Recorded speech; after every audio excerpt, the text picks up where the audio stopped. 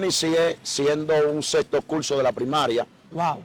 No tenía conocimiento de la palabra, no tenía un fluir. Y empecé a orar a Dios por el conocimiento acerca de lo que es su palabra. Y yo recuerdo que en una madrugada, estando yo despierto, estaba en la iglesia buscando a Dios, sentí una mano poderosa de parte de Dios que me abrió el cráneo. Dios mío. Y allí me incrustó un chip. Y desde aquel día sentí la iluminación de la palabra del Señor. Y como dice Pablo, no pretendo alcanzarlo todo, pero sé que Dios me ha otorgado lo que me ha otorgado para gracia y gloria de su nombre y para edificación de su pueblo. Dios le bendiga en esta hora, Dios le guarde, la paz de Dios sea con cada uno de ustedes. Me place presentarme, le habla a su hermano Jairo Fabián, y en esta hora no me encuentro solo, sino que estoy al lado de un hombre de Dios, un hombre de conocimiento, de niveles intelectuales y espirituales de una manera especial. Dios mío. Mi hermano Aarón Polanco, él se estará presentando. Manito Jairo, Dios te bendiga, mi hermano. Es un placer ser invitado a este bello canal, el cual sé que está siendo de gran bendición para muchas vidas. Así que gracias por tomarlo en cuenta, manito mío. Aarón, he visto el conocimiento el cual Dios te ha entregado. Es un conocimiento sobrenatural. Y yo sé que esa audiencia hoy va a ser bendecido. Así que te invitamos a compartir este contenido. Dale me gusta, compártelo con más vida para que sean edificadas por la palabra de Dios. Mi hermano Aarón, ¿qué tema tenemos para hoy? Yo quiero hacerte varias preguntas, mi hermano Aarón, antes de entrar en materia. Quiero que tú me digas cómo Dios te entrega ese conocimiento que tienes de parte de Dios. O sea, ¿qué tú hiciste para entrar en ese nivel y en el mundo del conocimiento? Mira, en primer lugar, damos gloria al Señor, ya que no depende del que quiera ni del que corra, sino de quien Dios tenga misericordia. Cuando yo inicié siendo un sexto curso de la primaria, wow, no tenía conocimiento de la palabra, no tenía un fluir, y empecé a orar a Dios por el conocimiento acerca de lo que es su palabra. Y yo recuerdo que en una madrugada, estando yo despierto, estaba en la iglesia buscando a Dios, sentí una mano poderosa de parte de Dios que me abrió el cráneo. Dios mío. Y allí me incrustó un chip. Y desde aquel día sentí la iluminación de la palabra del Señor. Y como dice Pablo, no pretendo alcanzarlo todo, pero sé que Dios me ha otorgado lo que me ha otorgado para gracia y gloria de su nombre y para edificación de su pueblo. Dios mío, Aarón, o sea que eso viene desde una visitación divina. Sí. Vemos que tú no tenías una capacitación tal vez humana, No. tal vez secular, a nivel educacional de escuela, pero Dios le plació entregarte el conocimiento. Sí. Ahora, mi hermano Aarón, ¿qué tema tenemos para hoy, Aarón? Mira, queremos hablar hoy acerca del misterio de los evangelios. Dios mío, el misterio de los evangelios. De los evangelios. Háblame de los evangelios. Mira, los evangelios son 4 y los mismos evangelios lo que revela es la vida de Cristo, la doctrina de Cristo, la muerte y resurrección Dios de mío. Cristo. Y todo creyente que va a conocer la palabra, es muy bueno centralizarse mayormente en los 4 evangelios. ¿Por qué? Porque ellos son los que específicamente nos muestran la manifestación de la vida de Cristo. Okay. La Biblia contiene 4 puntos esenciales antes de leerla.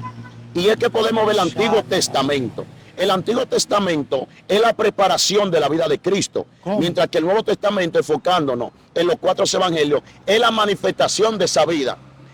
Hechos de los Apóstoles es la propagación de la vida de Cristo por medio de los apóstoles, mientras que las cartas paulinas, que son 22 en sí, o la carta, las epístolas son 22, nos hablan de la enseñanza de esa vida y la doctrina de la iglesia. Por los evangelios son conocidos como el corazón de la Biblia, dado a que es los 4 libros que nos revelan el pensamiento de Cristo, el ministerio de Cristo y la doctrina de Cristo. Dios mío, es algo poderoso. O sea, que es recomendable para una persona que empiece a estudiar la Biblia, Sí. empezar por los evangelios. Por supuesto. Porque es importante conocer la vida De Jesús. aquel que tú estás sirviendo, que es Jesús de Nazaret. Ahora, en el Antiguo Testamento hay redactos que conecten con el evangelio. Claro, porque sí. La primera promesa que aparece en Génesis 3:15, que de la simiente de la mujer iban a ser uno, que iba a herir a la simiente de la serpiente, es la primera promesa que la Biblia registra y está haciendo referencia a Cristo. O sea que en Cristo es que se cumple toda esta palabra. Nota que los 39 libros del Antiguo Testamento, realmente todo lo que enseña es la sombra de Cristo. Wow. Por eso vemos el autor de los Hebreos en el capítulo 10, verso 1, diciendo que la ley era la sombra de los bienes venideros, mas la imagen es Cristo. Todo venía figurativamente representando lo que iba a ser Cristo. Por eso en Cristo es que se cumple la ley y los profetas. En Él es que se da el cumplimiento de todo lo que ya estaba plasmado en el Antiguo Testamento. Dios mío, qué poderoso, mi hermano Aarón. Esto está descomunal. Hermano, comparta esto, que esto va a enriquecer su espíritu, porque necesitamos instar el hambre de estudiar la palabra de Dios y de profundizar en el conocimiento. No hay nada más poderoso que un creyente que lee la palabra y que ora. Un creyente que lee la palabra, vive la palabra y ora, es un creyente que va a tener un panorama espiritual. Y es la vida de Cristo que vemos en los evangelios. Es una vida de oración, es una vida de comunión, es una vida de intimidad delante de la presencia de Dios. Ahora, mi hermano Aarón, hay una visión que ve el profeta Ezequiel. Ezequiel ve una visión de 4 seres vivientes y ve una visión de un personaje que tiene 4 caras. Yo quiero que tú me decodifique el personaje que Ezequiel está viendo en dicha visión. Mira, tú has tocado un excelente y maravilloso punto, porque Ezequiel está viendo 4 caras: cara de león, cara de buey, cara de hombre y cara de águila. Exactamente lo que Dios le está mostrando a Ezequiel mediante una visión son los 4 evangelios. Cara de león que ve Ezequiel está hablando de Mateo, porque Mateo, que era un publicano y de nacionalidad judía, está presentando a Cristo como el león de la tribu de Judá. Cara de buey, el buey representa el segundo evangelio, que es Marco. Marco presenta a Cristo como buey, que representa trabajo, representa obra, representa fuerza, mientras que cara de águila representa a Juan. Juan presenta a Cristo como Dios encarnado. La águila representa divinidad. Y cara de hombre representa el tercer evangelio, que es Lucas, ya que Lucas presenta a un hombre perfecto, el cual es Cristo, en quien operaba la sabiduría y la gloria de Dios para todas estas generaciones. Dios mío, qué poderoso. Eso era lo que estaba viendo el profeta Ezequiel. O sea, hay personas que han tirado una doctrina hoy en día. Ellos no creen en el Nuevo Testamento. Ellos no creen en el Nuevo Testamento. Y vemos en la Biblia cómo el Antiguo Testamento conecta con el Nuevo Testamento. Claro. ¿Por qué? Porque, como tú hablas ahorita, mi hermano Aarón, el Antiguo Testamento lo que es un recuento de la profecía acerca de Cristo. O sea, los profetas profetizaron de Cristo. Pero el Nuevo Testamento es la manifestación de los proféticos que se habló en el Antiguo Testamento. Por supuesto. Nota que Cristo dice: si ustedes le creen a Moisés, me creerán a mí, porque de mí escribió Moisés. Dios mío. O sea, todo lo que escribió Moisés era de Cristo, que lo estaba escribiendo, porque él es el verbo encarnado. Por eso cuando tú lees y estudias el Nuevo Testamento, siempre te va a dar referencia al Antiguo Testamento, para que tú sepas la raíz, el origen, de dónde se deriva todo lo que está sucediendo. Ahora, el misterio de Mateo es que Mateo nos habla y destaca a Cristo por sus enseñanzas. Por eso Mateo 4:23 dice que Cristo enseñaba, predicaba el evangelio del reino y manifestaba el poder. Nota, se caracterizaba primeramente en enseñar.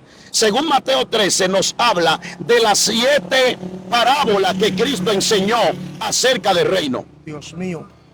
Las 7 parábolas que específicamente tienen que ver con el número perfecto de Dios. Mateo lo que se encarga de describir la 14 genealogía para confirmar que Cristo era el prometido futuro hijo de David, en el cual iba a permanecer el reino permanente. Ahora, ¿por qué? Porque Mateo le está hablando a un pueblo exigente. El pueblo judío era más destacado por la enseñanza que por las manifestaciones. Hello. Ahora, cuando tú ves a Marco, Marco está escribiendo para el pueblo romano y está presentando a un siervo. ¿Por qué lo está presentando como siervo? ¿Y por qué Marco no inicia como inicia Mateo? Porque detállame eso. No, Marco no se enfoca en la genealogía de Cristo. Él se enfoca en presentar primeramente el que vino preparando el camino del Señor. En este caso es Juan el Bautista, porque le está escribiendo al pueblo romano. Y para los romanos, un heraldo, que era el que preparaba el camino a un gran rey o príncipe que venía más luego, era de gran importancia. Por eso es que Marco presenta el ministerio de Juan, que ya estaba registrado, por cierto, en Isaías 43, aquel que venía a prepararle el camino del Señor. Dios Nota mío. que Marco destaca a Cristo más por sus enseñanzas que por su milagro. Dios mío. Perdón, por Wow. su servicio que por su milagro. Por su milagro. O sea, más enfatizó más el servicio al ministerio de Cristo Claro, que las enseñanzas que Cristo enseñó. manifestó. Por eso, Escúchame por qué. porque desátame eso. Número Es uno, interesante. porque el pueblo romano para ese entonces, el imperio poderoso era ese. Dios. Y eran gente llena de orgullo y le gustaban que le servían y ellos no le gustaban servir. Por eso Marco enfatiza, Marco 10:45, cuando Cristo dice, porque el Hijo del Hombre no vino para ser servido, sino para servir. Lo que Marco está trabajando al contexto de Cristo es el orgullo de los romanos para que se sumerjan, para que se humillen y puedan alcanzar la gloria del Padre. Wow, es algo interesante. Ahora, Aaron, ¿por qué vemos en la Biblia historias paralelas, o sea, historias iguales, pero que tienen diferentes versículos? Por ejemplo, hay uno de los escritores de los evangelios que habla de un endemoniado Sí. gadareno, pero hay otro escritor que habla de dos endemoniados Sí. gadarenos. O sea, vemos muchos pasajes donde están en la misma historia, pero hablan diferentes cosas. Claro. Y muchas veces muchas personas creen de que la Biblia se está contradiciendo. contradiciendo. La pregunta es, ¿se está contradiciendo la Biblia? No, en la Biblia no hay errores ni hay contradicción entre los escritores. O sea, la Biblia es inefable. Claro, entre los autores. Lo que pasa es que todo va a depender del diferente punto de vista del escritor. Podemos los dos ahora mismo estar en esta misma escena. Hay cosas que yo capté y que tú captaste. Claro, porque, por ejemplo, estamos en el mismo lugar, pero no estamos mirando las mismas cosas. La misma cosa y Tú, tal vez tú hay estás cosas que yo mirando me voy para a allá resumir. y yo estoy mirando para acá. Tal vez el vehículo que yo estoy viendo que está cruzando, aunque está cruzando en el mismo lugar que tú estás, tú no lo estás viendo. Sí, y todo también va a depender también lo que yo me inspire y describa como más relevante. La mentalidad del La escritor. mentalidad del escritor, por eso la Biblia le habla evangelio sinóptico también, porque muchos hablaron de lo mismo que vieron, pero a diferencia de Juan, Juan lo que habla son Ok. cosas divinas. O sea, que dentro de la Biblia existen 3 evangelios sinópticos. Sí. Los evangelios sinópticos, para los que no saben, son los evangelios que tienen los mismos acontecimientos Sí. y tienen la misma historia, que son el libro de Mateo, el libro de Marco, el libro de Lucas. Correcto. Ahora, háblame del evangelio de Juan. Vemos que el evangelio de Juan es un evangelio como aparte, Sí, en el sentido que hay cosas más profundas que Juan habla, que no la habla Mateo, que no la habla Marco, que no la habla Lucas. Lucas. ¿Por qué el evangelio de Juan es un evangelio como aparte? Dado que Juan es el evangelio de revelación.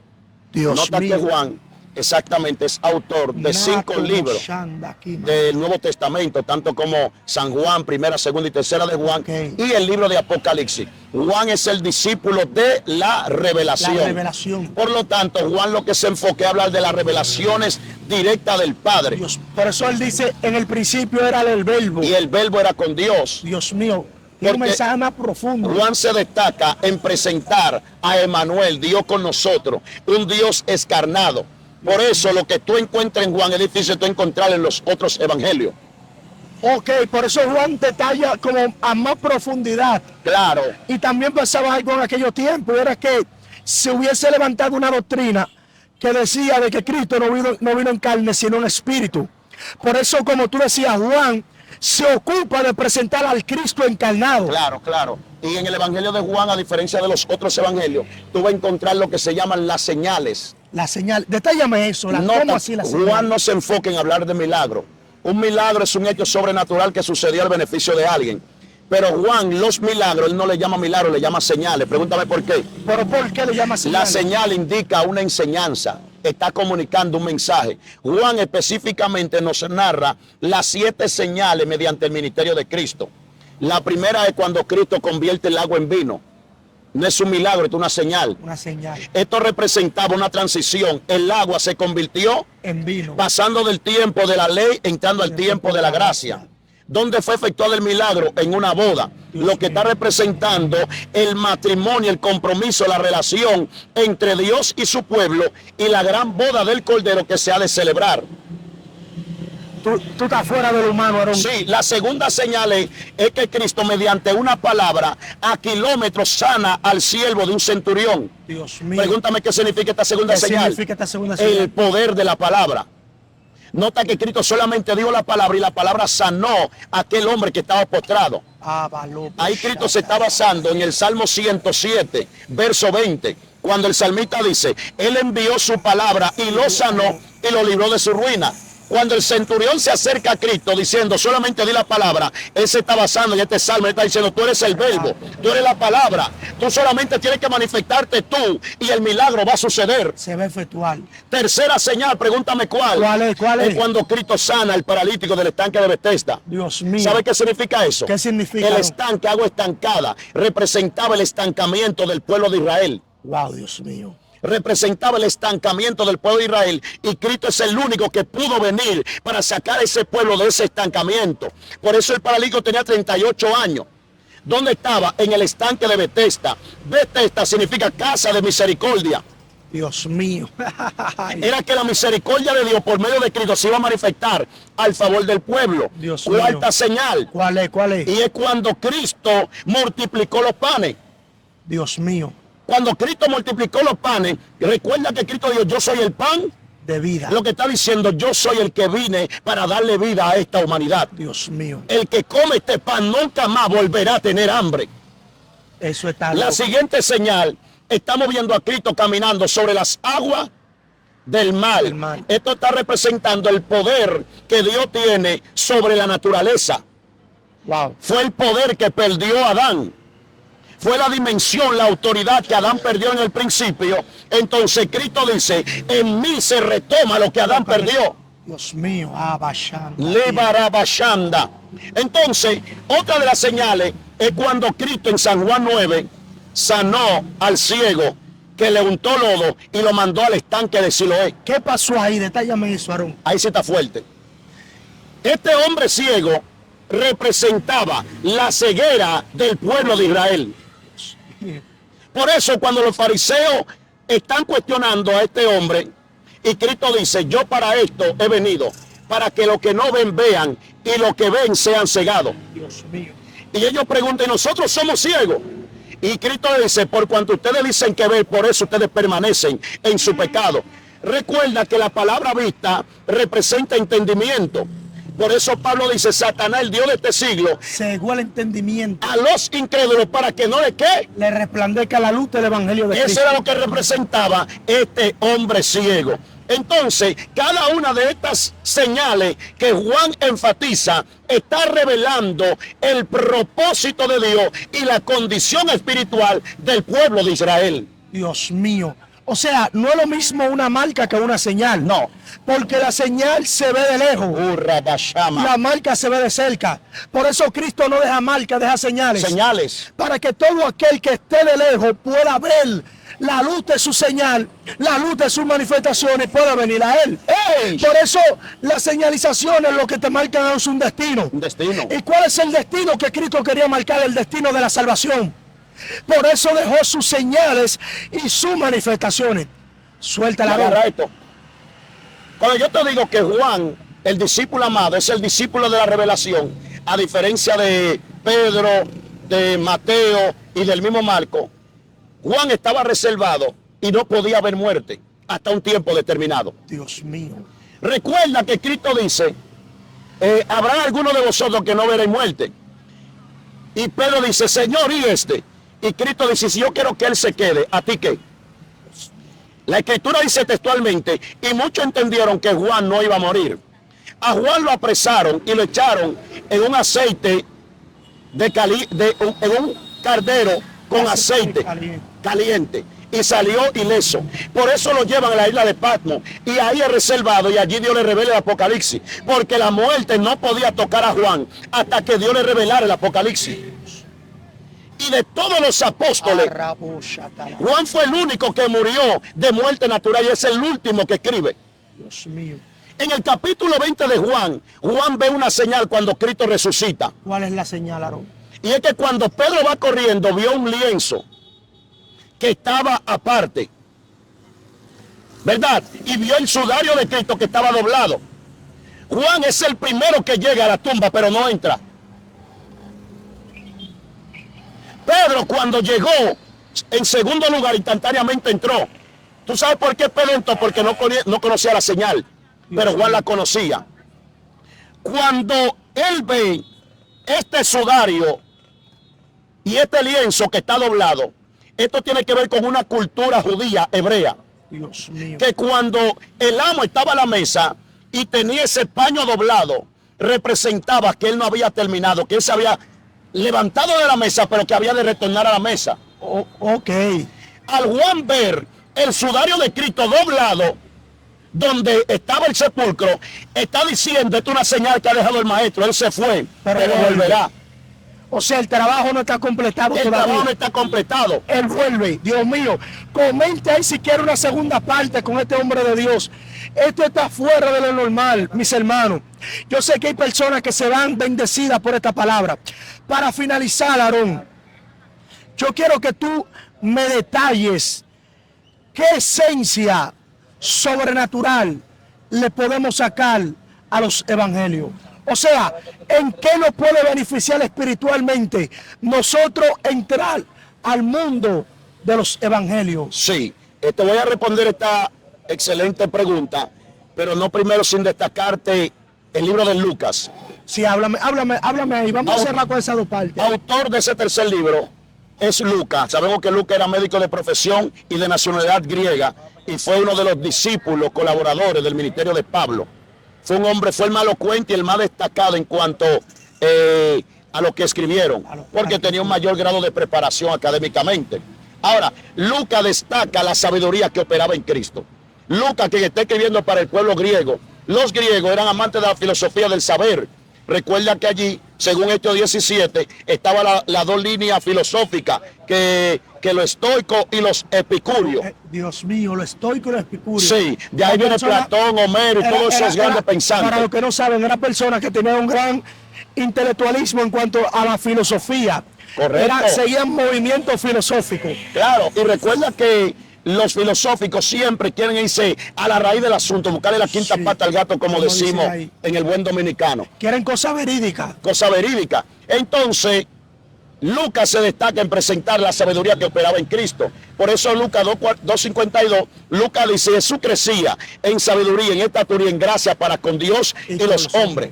La gente cuando Cristo hablaba se admiraban de la sabiduría de gracia que salían de su boca. Dios mío. Ahora, nota, Cristo era la sabiduría. ¿Por qué? Porque según 1 Corintios capítulo 20, capítulo 1, verso 20 y 21, Pablo dice, los griegos buscan sabiduría y los judíos señales, mas Cristo es poder y sabiduría de Dios. Y sabiduría de Dios. O sea, Cristo es el complemento de todo lo que el mundo anda buscando. Entonces, la sabiduría de Dios que operaba en Cristo, que es la tercera figura que contempla ese que el cara de hombre, tiene que ver con la sabiduría de Dios que operaba en la vida de Cristo. Dios mío. Punto final. ¿Qué beneficio espiritual nos deja a nosotros entrar al mundo de los evangelios? Mira, estamos diciendo que los 4 evangelios es el corazón de la Biblia. Sí. Y el corazón es el órgano más esencial y más importante del cuerpo del ser humano. Se encarga de distribuir la sangre en todo el cuerpo. O sea, cuando tú conoces los 4 evangelios, estás conociendo a Jesús. Dios mío.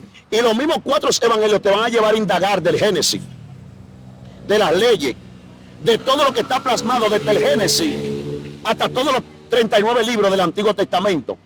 Todo nuevo creyente específicamente, cuando lee los 4 evangelios, eso lo va a llevar a conocer, como te dije, ya lo que estaba escrito a través de los patriarcas y todos aquellos hombres de Dios.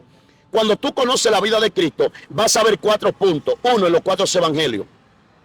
Número 1, la manifestación de su vida. Dios mío. Número 2, la enseñanza de su ministerio. Número 3, su muerte. Y número 4, su resurrección. Y cuando tú lees los 4 evangelios vas a encontrar estos 4 puntos que van a ser de gran provecho para tu vida, manito. Dios mío, esto ha estado poderoso, mi hermano Aarón. Poderoso, poderoso.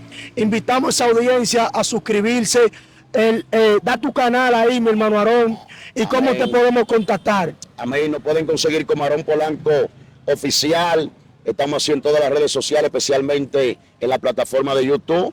Y si quieren conectarse con nosotros directamente, pueden marcar más 1-829-686-6474. Y estamos para servirle.